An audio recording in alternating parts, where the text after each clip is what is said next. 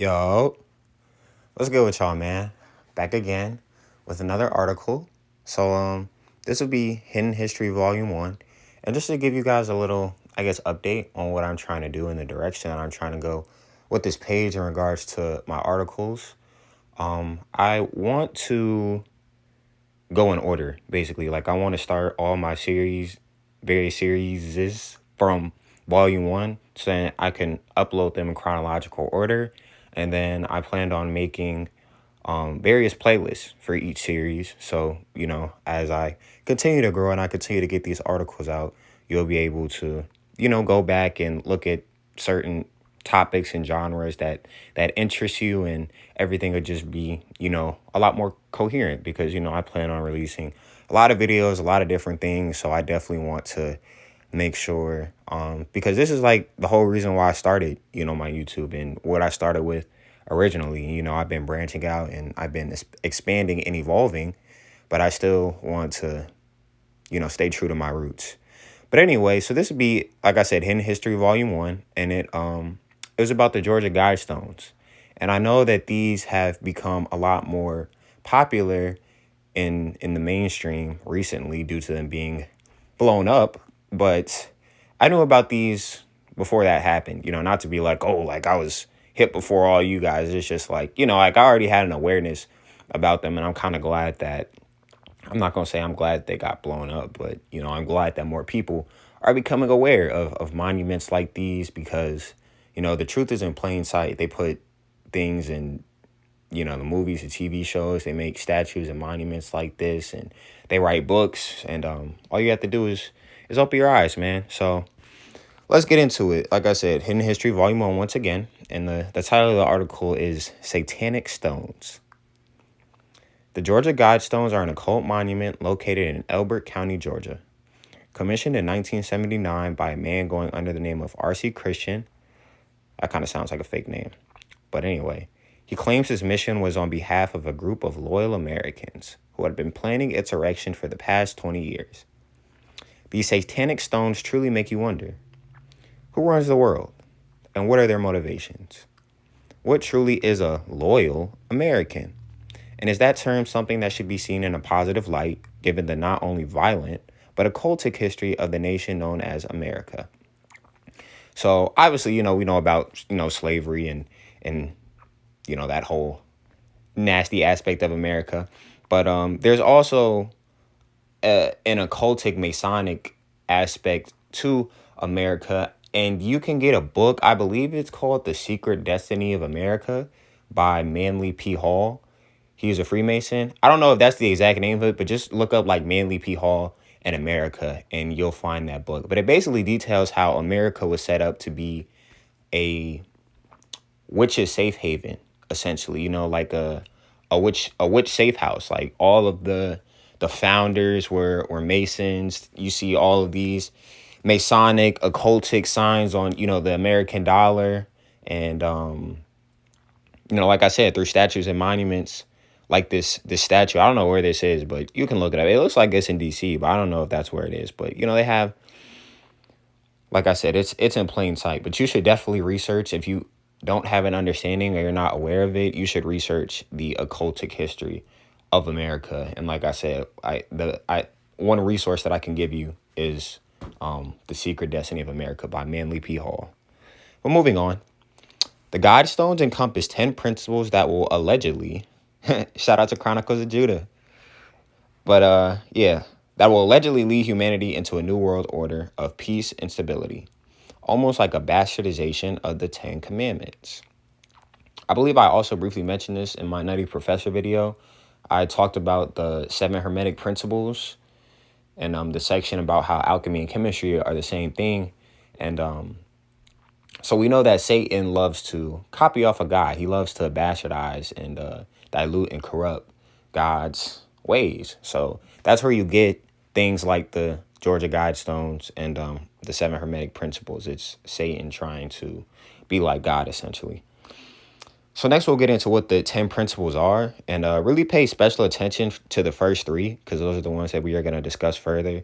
The rest of them are kind of, like, they seem nice, but like I said, you really see the truth in the first 3, and that's, That's how Satan works, and that like he'll give you a little bit of truth, but there'll always be something like off. It'll always be some catch or something in the fine print, you know?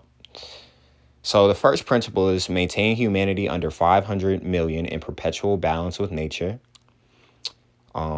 As you guys know, there are about 8 billion people on the planet. So for that to happen, about 80-90% of the population would have to be exterminated. Second one is to guide reproduction wisely, improving fitness and diversity, guiding reproduction.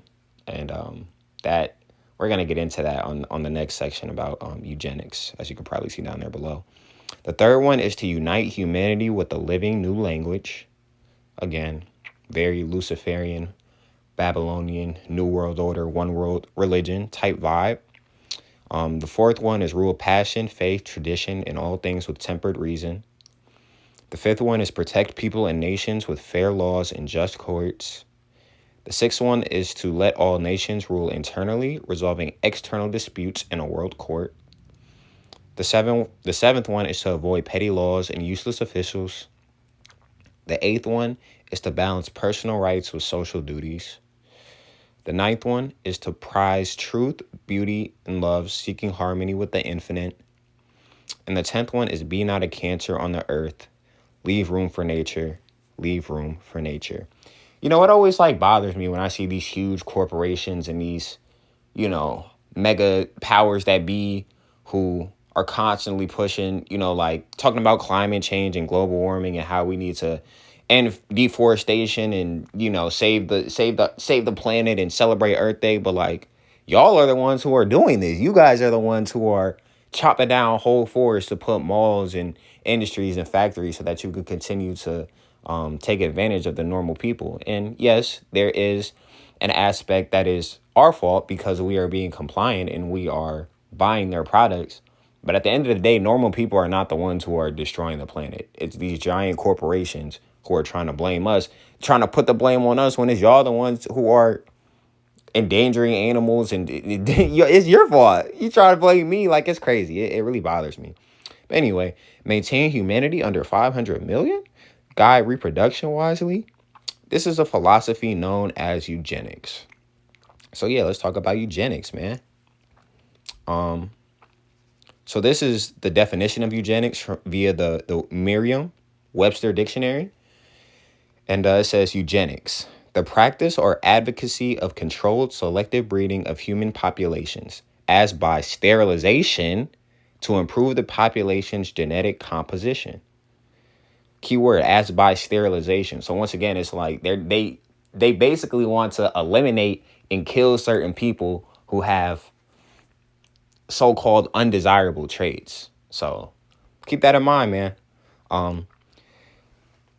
Eugenics is basically a nice word for population control.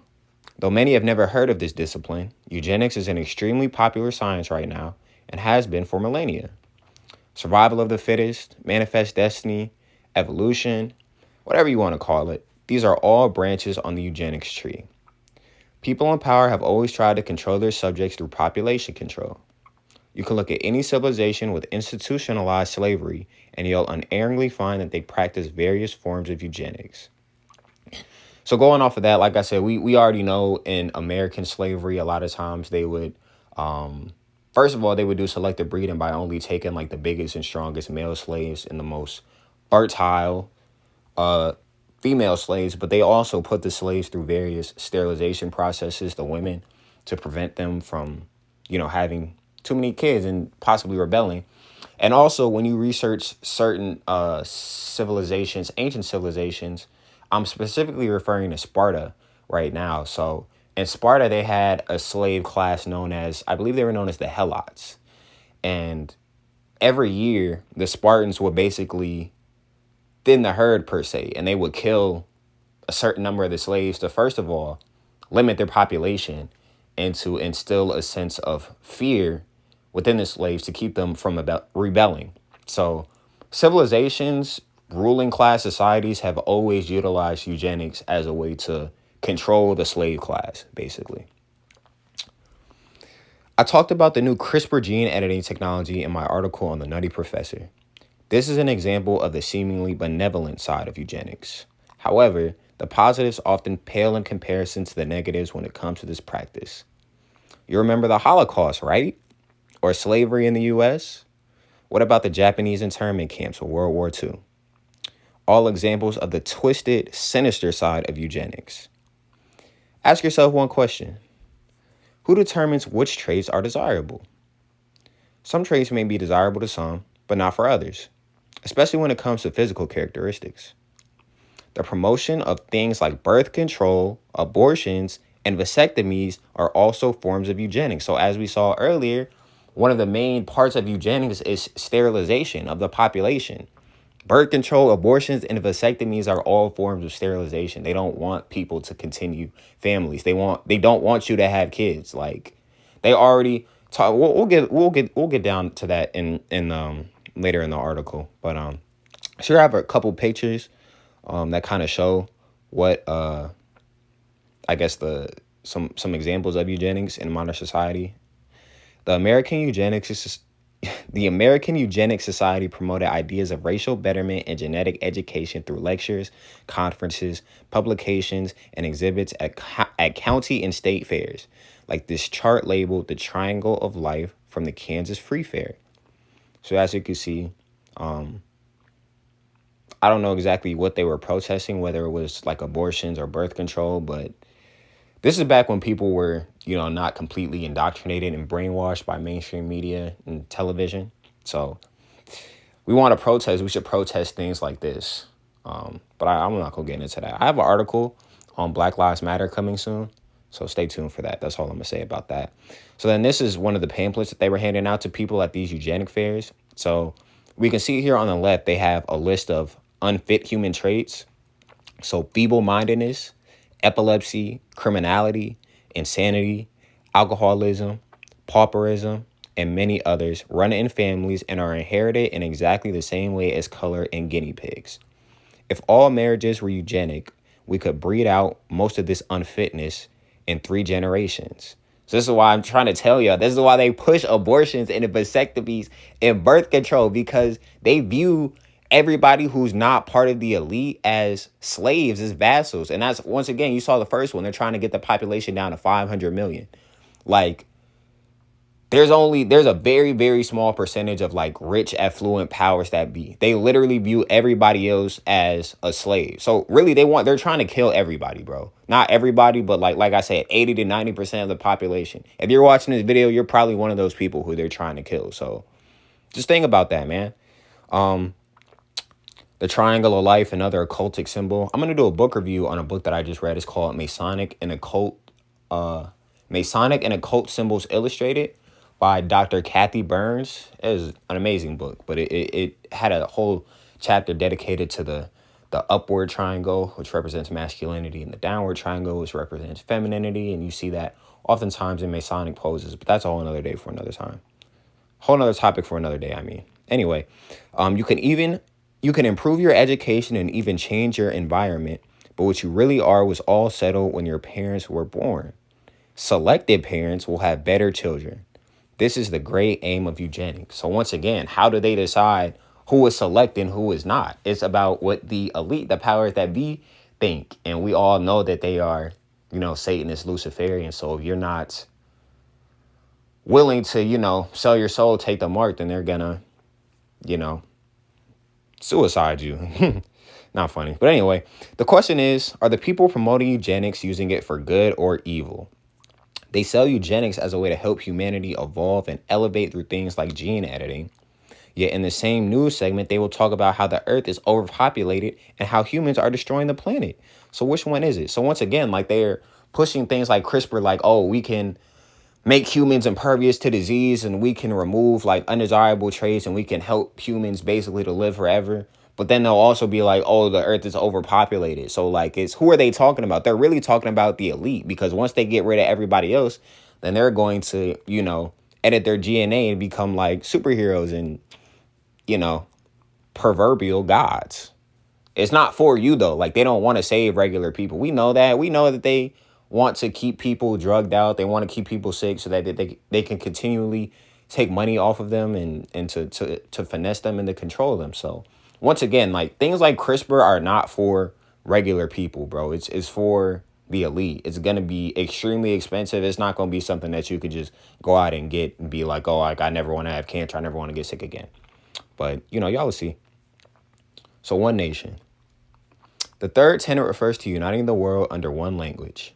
Again, we see more biblical allusions, as this should remind you of the Tower of Babel in Genesis 11. This is when the entire world rebelled against the Creator and attempted to build a tower to heaven so they could challenge God soon after Noah's flood. So you have a picture, the Tower of Babel. I don't know if that's really what it looked like, a depiction of it, not a picture per se. But anyway, God responded by confounding their languages. No longer being able to understand each other, the people were scattered and the rebellion was crushed in one fell swoop. This is actually where we get the term Babel from. Since then, there has been a constant push to return the world to the state of ungodly unification. And I just want to say this real quick because, I try to celebrate and to bring praise and worship to God as much as I can. It is so extremely clear. And I hear all these, occultic witches, new agers, Satanists that talk about duality and yin and yang and fire and ice and how good and evil are equal and opposing forces. And we'll talk about that more. I believe it's Culture Creation Volume 2, where I talked about demonic duality. But it's very clear that good is better than evil. God is better than Satan. Yes, good and evil exist, but they are in no way, shape, and form the same.